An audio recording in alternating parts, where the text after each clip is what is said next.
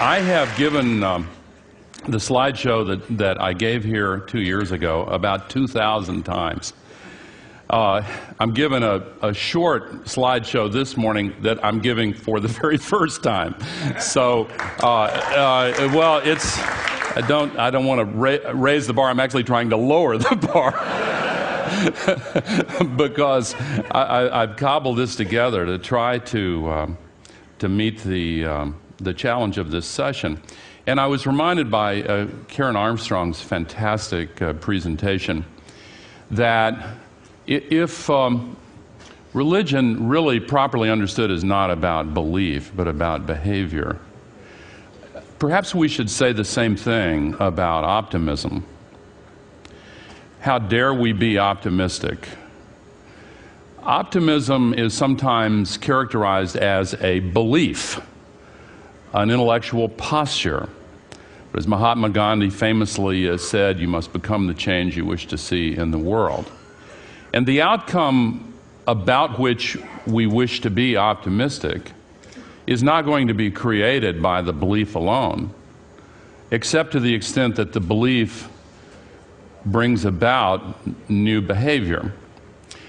But the word behavior is also, I think, sometimes misunderstood in this context. I'm a big advocate of changing the light bulbs and buying hybrids, and Tipper and I have put 33 solar panels on our house and dug the geothermal wells and done all of that other stuff. But as important as it is to change the light bulbs, it's more important to change the laws. And when we change our behavior in our daily lives, we sometimes leave out the citizenship part and the democracy part. In order to be optimistic about this, we have to become incredibly active as citizens in our democracy.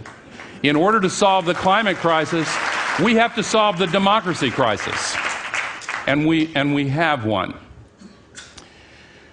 I have been trying to tell this story for a long time. I was reminded of that recently by a woman who walked past the table I was sitting at, just staring at me as she walked past. She was in her 70s, looked like she had a kind face. I thought nothing of it until I saw from the corner of my eye she was walking from the opposite direction, also just staring at me. And so I said, "How do you do?"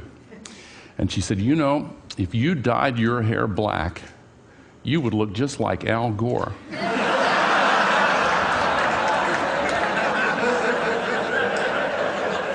Many years ago, when I was a young congressman, I spent an awful lot of time dealing with the challenge of nuclear arms control, the nuclear arms race.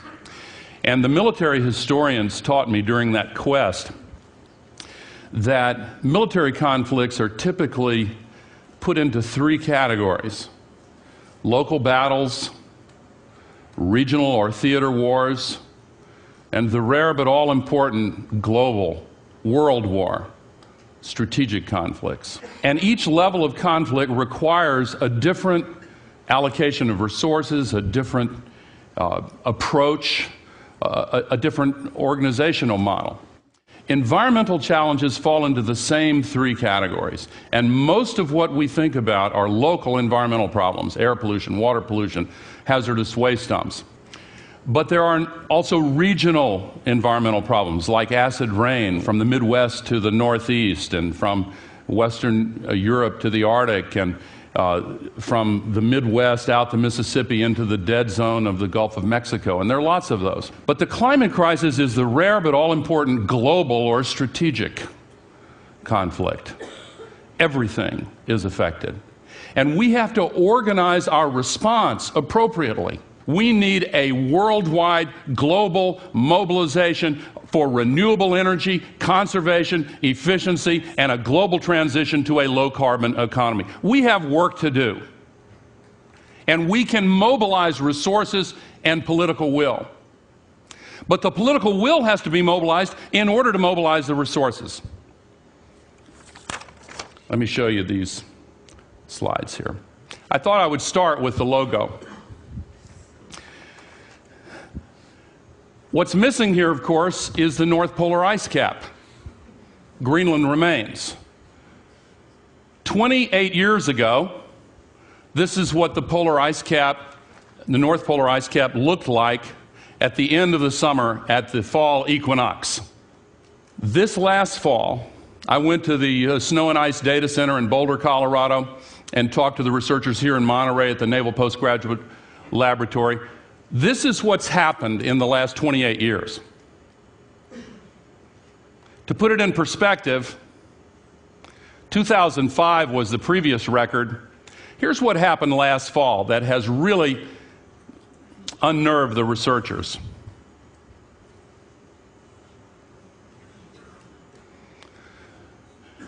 The North Polar ice cap is the same size geographically. It doesn't look quite the same size, but it is exactly the same size as the United States minus an area roughly equal to the state of Arizona. The amount that disappeared in 2005 was equivalent to everything east of the Mississippi. The extra amount that disappeared last fall was equivalent to this much. Comes back in the winter, but not as permanent ice, as thin ice, vulnerable. The amount remaining could be completely gone in summer in as little as 5 years. That puts a lot of pressure on Greenland.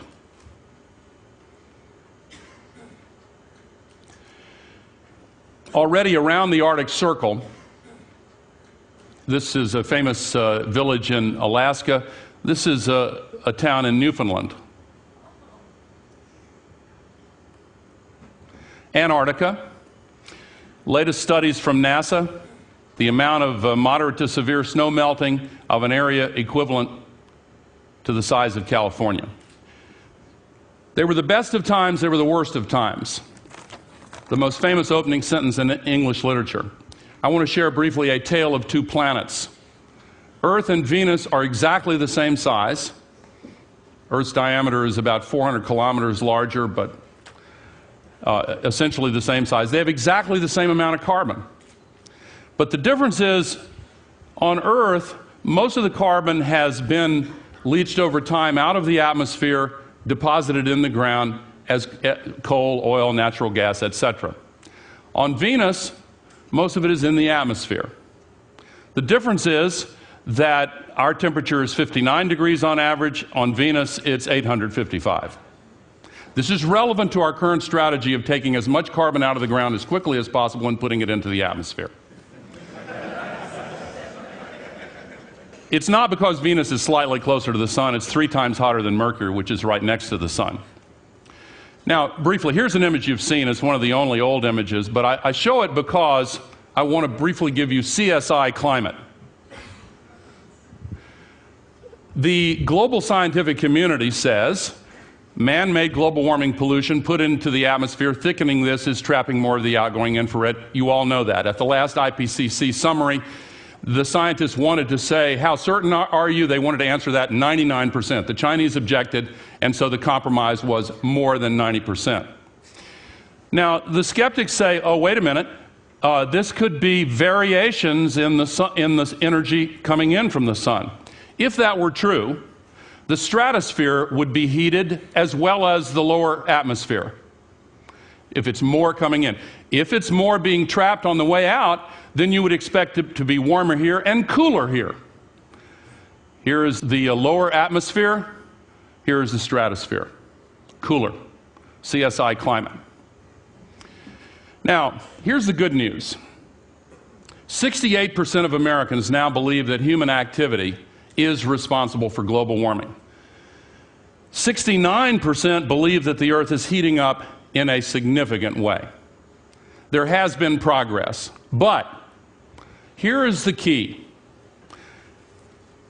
When given a list of challenges to confront, global warming is still listed at near the bottom.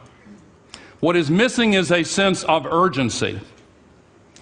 If you agree with the factual analysis, but you don't feel the sense of urgency, where does that leave you?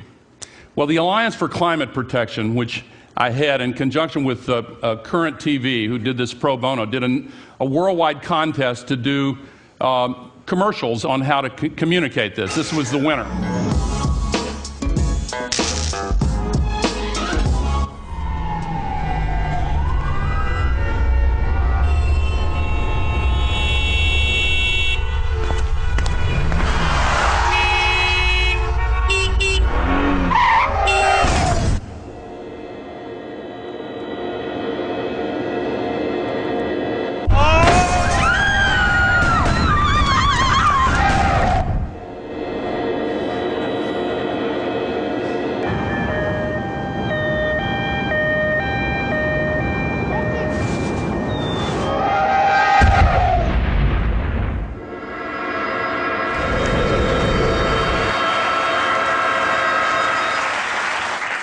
NBC, I'll show all of the networks here. The top journalist for NBC asked 956 questions in 2007 of the presidential candidates.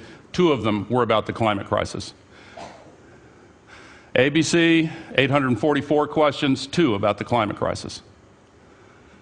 Fox, 2. CNN, 2. CBS, 0. From laughs to tears. This is one of the old tobacco commercials. So here is what we're doing. This is gasoline consumption in all of these countries and us. But it's not just the developed nations.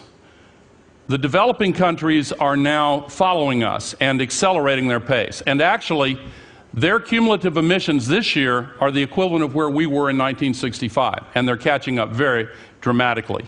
The total concentrations, by 2025, they will be essentially where we were in 1985. If the wealthy countries were completely missing from the picture, we would still have this crisis. But we have given to the developing countries the technologies and the ways of thinking that are creating the crisis. This is in Bolivia, over 30 years.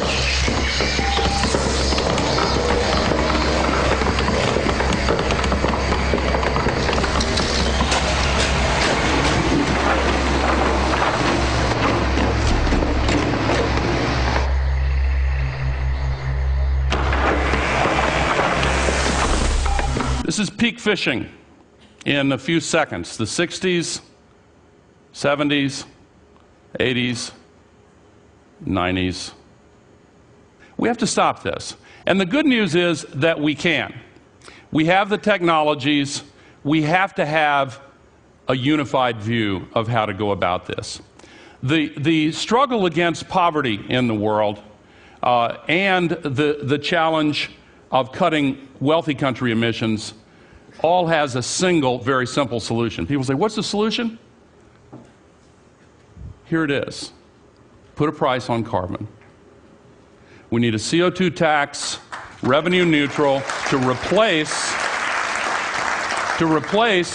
taxation on employment, which was invented by Bismarck. And some things have changed since the 19th century. In the poor world, we have to integrate the responses to poverty with the solutions to the climate crisis. Plans to fight poverty in Uganda are mooted if we do not solve the climate crisis. But responses can actually make a huge difference in the poor countries. This is a proposal that has been talked about a lot in Europe. This was from Nature magazine. These are concentrating solar renewable energy plants linked in a so-called supergrid to supply all of the electrical power to Europe, largely from developing countries. High voltage DC currents. This is not pie in the sky. This can be done. We need to do it for our own economy. The latest figures show that the old model is not working. There are a lot of great investments that you can make. If you are investing in tar sands or shale oil, then you have a portfolio that is crammed with subprime carbon assets. And it is based on an old model. Junkies find veins in their toes when the ones in their arms and their legs collapse. Developing tar sands and coal shale is the equivalent. Here are just a few of the investments that I personally think make sense. I have a stake in these, so I'll have a disclaimer there. But geothermal, concentrating solar, advanced photovoltaics, efficiency, and conservation. You've seen this slide before, but there's a change. The only two countries that didn't ratify, now there's only one. Australia had an election, and there was a campaign in Australia that involved television and internet and radio commercials to lift the sense of urgency for the people there. And we trained 250 people to give the slideshow in every town and village and city in Australia.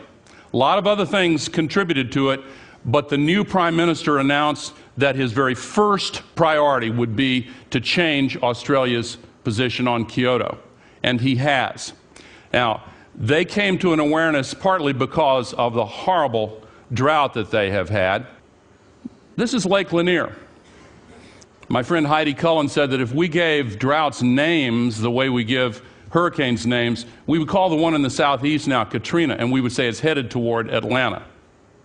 We can't wait for the kind of drought Australia had to change our political culture.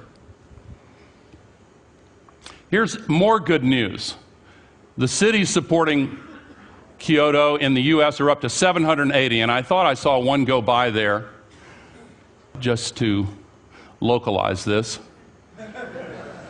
which is good news. Now, to close, we heard a couple of days ago about the value of making individual heroism so commonplace that it becomes banal or routine.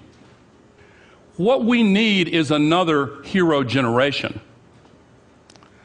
We, those of us who are alive in the United States of America today especially, but also the rest of the world, have to somehow understand that history has presented us with a choice. Just as Jill Taylor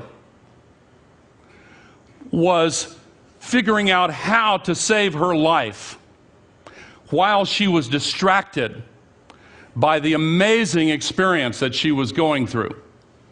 We now have a culture of distraction, but we have a planetary emergency. And we have to find a way to create in the generation of those alive today a sense of generational mission. I wish I could find the words to convey this. This was another hero generation that brought democracy to the planet. Another that ended slavery and that gave women the right to vote. We can do this. Don't tell me that we don't have the capacity to do it. If we had just 1 week's worth of what we spend on the Iraq War, we could be well on the way to solving this challenge. We have the capacity to do it.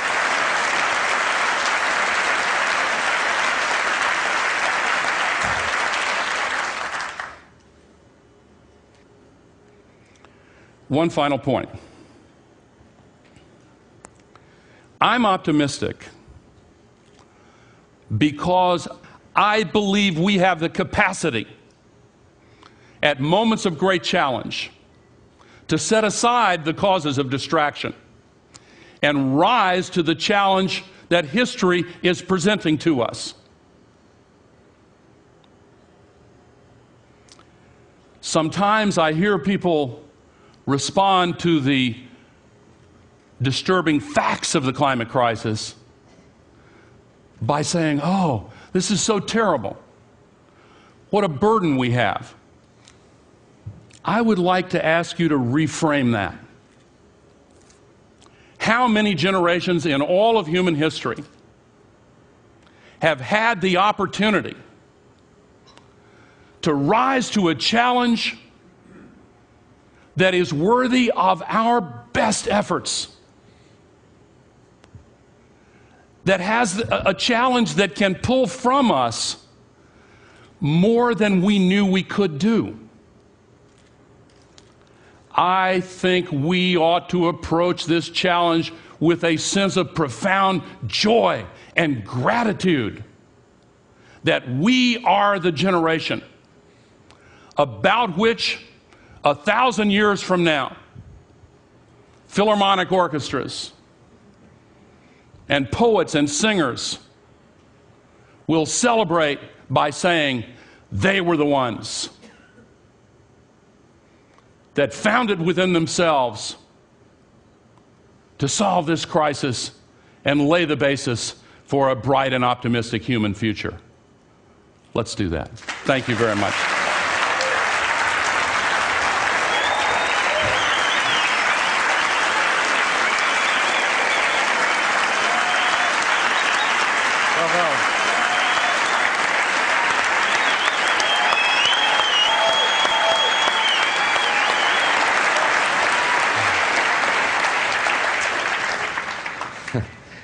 For so many people at TED, there is deep pain that basically a design issue, at the end of the day, a design issue on a voting form, one bad design issue meant that your voice wasn't being heard like that in the last 8 years in a position where you could make these things come true.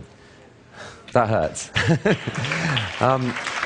You have no idea.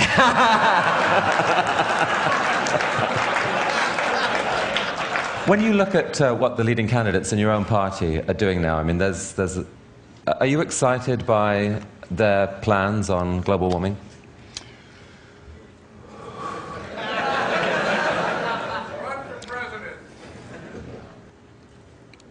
The answer to the question is hard for me, because on the one hand, I think that we should feel really great about the fact that the Republican nominee, certain nominee, John McCain, and both of the finalists for the Democratic nomination, all three have a very different and forward-leaning position on the climate crisis.